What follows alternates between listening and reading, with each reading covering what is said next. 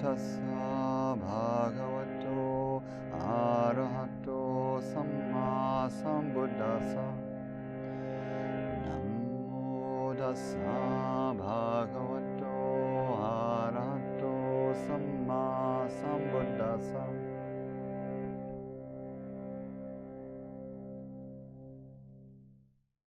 Arriving together, coming to comfortable posture for meditation.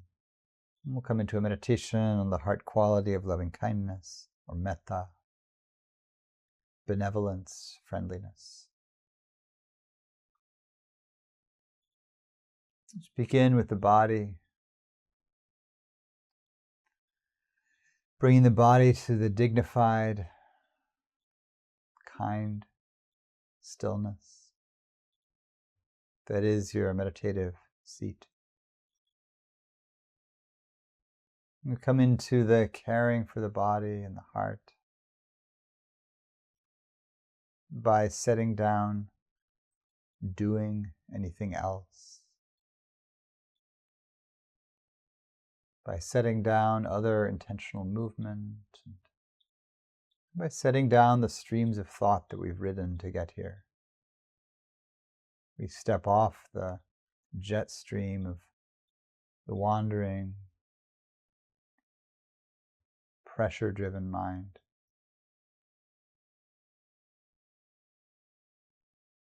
The energy of the mind is considered to be a manifestation of the wind element.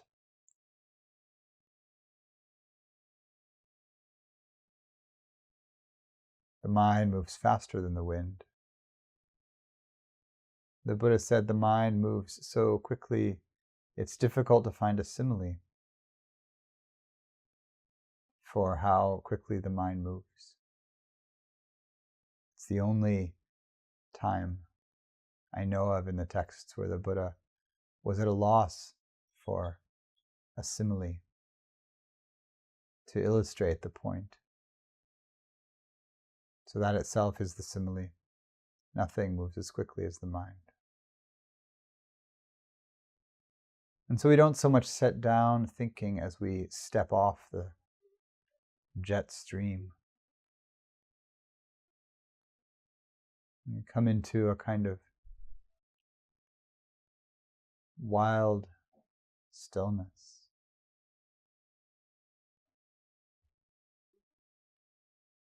And right away, let that stillness be held by, touched by, permeated by a kind of warmth of heart for yourself, for others.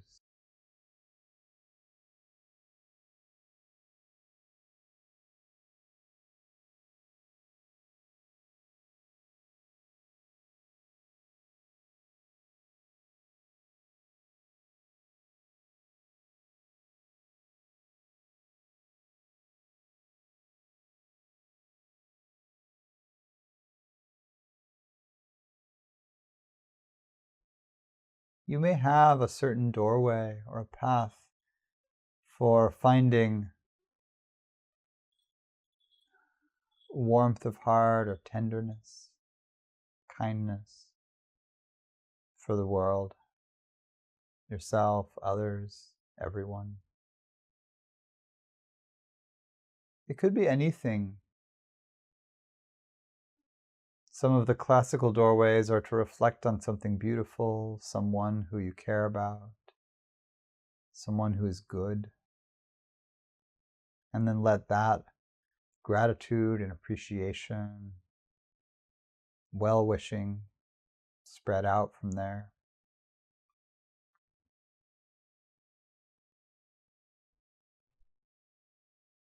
Sometimes for me it's the sense of a kind of wonder at the fullness of life and drama and suffering.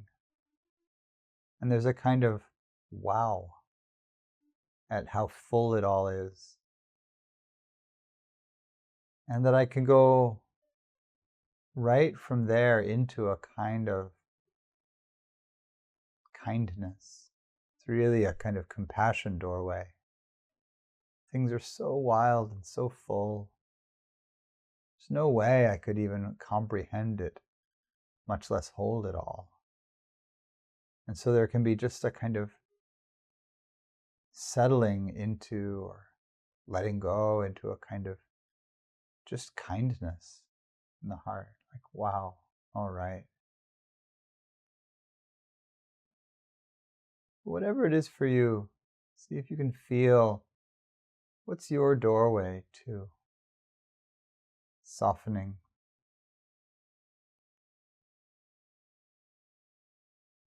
Turning toward what is, with a kind of warmth of heart.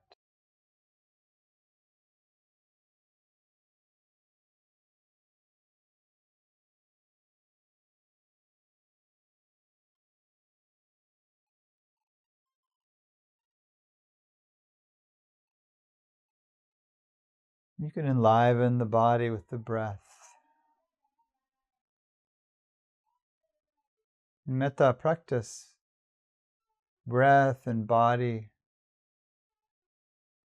are held with this patience, tenderness, warmth of heart.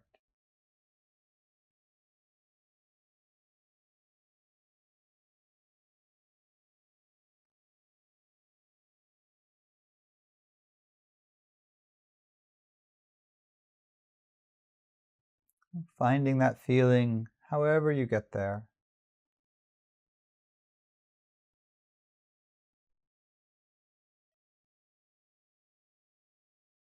And then reflecting on the infinite quality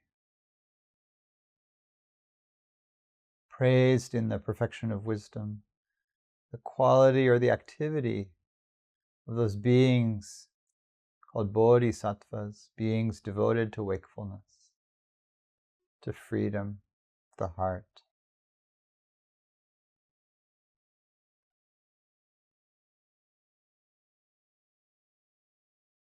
Bodhisattvas save all beings because they don't fall into confused thinking about beings. They don't get confused by how many beings there are or how much suffering there is. And they do that by resting in the kind of loving kindness or compassion that holds all distinctions, all identities, all differences, all individuals and groups in one vast, tender embrace.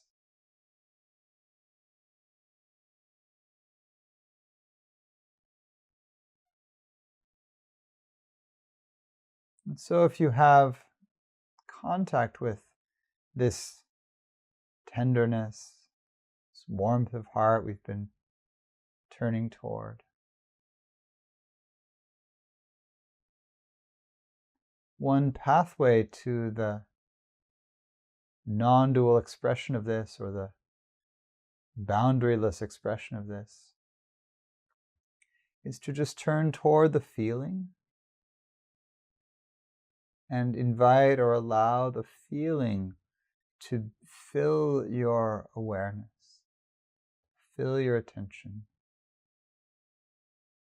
And you're not aiming the loving kindness at anyone in particular, but you're letting it just be the only thing.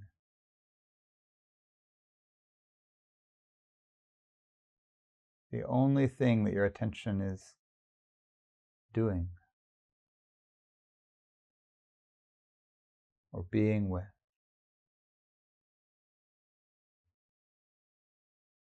This is a meditation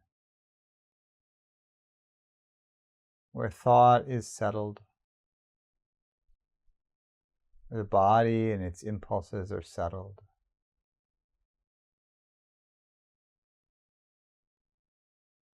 Where loving kindness and compassion are not wishes for the well-being of someone else, or for yourself, or even for the category called all beings. But with all of those concepts set down, it's just an energy, a kind of feeling of kindness.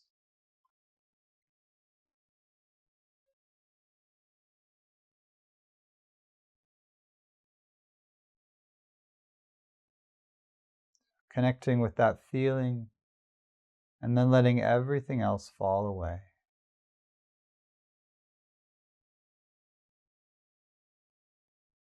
Everything that is not peaceful,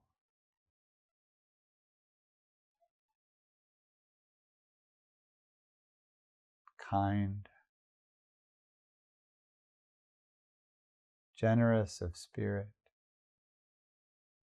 Everything else is uninteresting in this moment, or is itself subsumed, soaked through with this same kindness.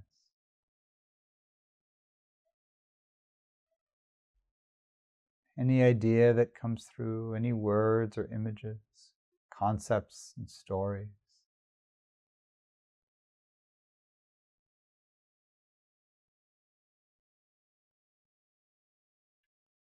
They arise and pass on their own. Would you hold the feeling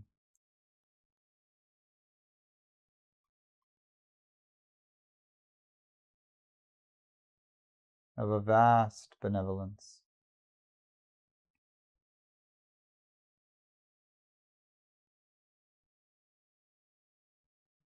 Till it becomes the only thing there is.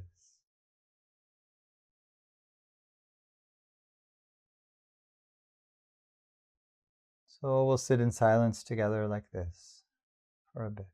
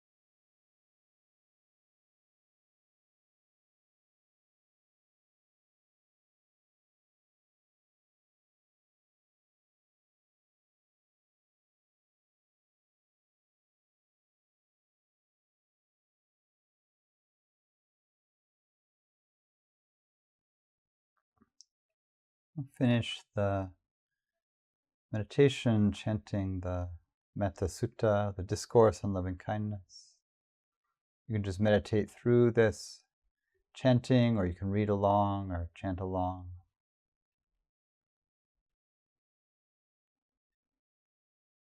Feel as we are chanting this or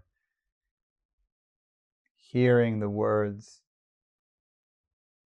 hear the connection between the foundational practices of ethics and clear relationship through the cultivation of the heart of maternal love, protection, to the meditative state that radiates the quality of love to all beings without exception. And to the end of the text that connects this infinite heart of kindness to the liberation, finding our way beyond all fixed views, to the end of the illusion of individual birth and death. So we'll close our meditation with the discourse on loving kindness. This is what should be done by one who is skilled in goodness and who knows the path of peace. Let them be able and upright, straightforward and gentle in speech, humble and not conceited, contented and easily satisfied, unburdened with duties and frugal in their ways, peaceful and calm and wise and skillful, not proud and demanding in nature. Let them not do the slightest thing that the wise would later reprove, wishing in gladness and in safety, may all beings be at ease.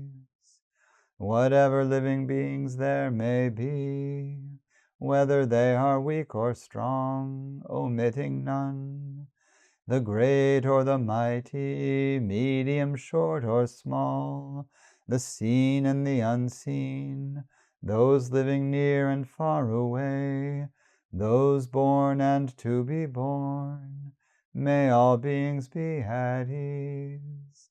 Let none deceive another or despise any being in any state. Let none through anger or ill will wish harm upon another. Even as a mother protects with her life her child, her only child, so with a boundless heart should one cherish all living beings, radiating kindness over the entire world, spreading upwards to the skies and downwards to the depths, outwards and unbounded, freed from hatred and ill will, whether standing or walking, seated or lying down, free from drowsiness. One should sustain this recollection. This is said to be the sublime abiding. By not holding to fixed views, the pure-hearted one, having clarity of vision, being freed from all sense desires, is not born again into this world.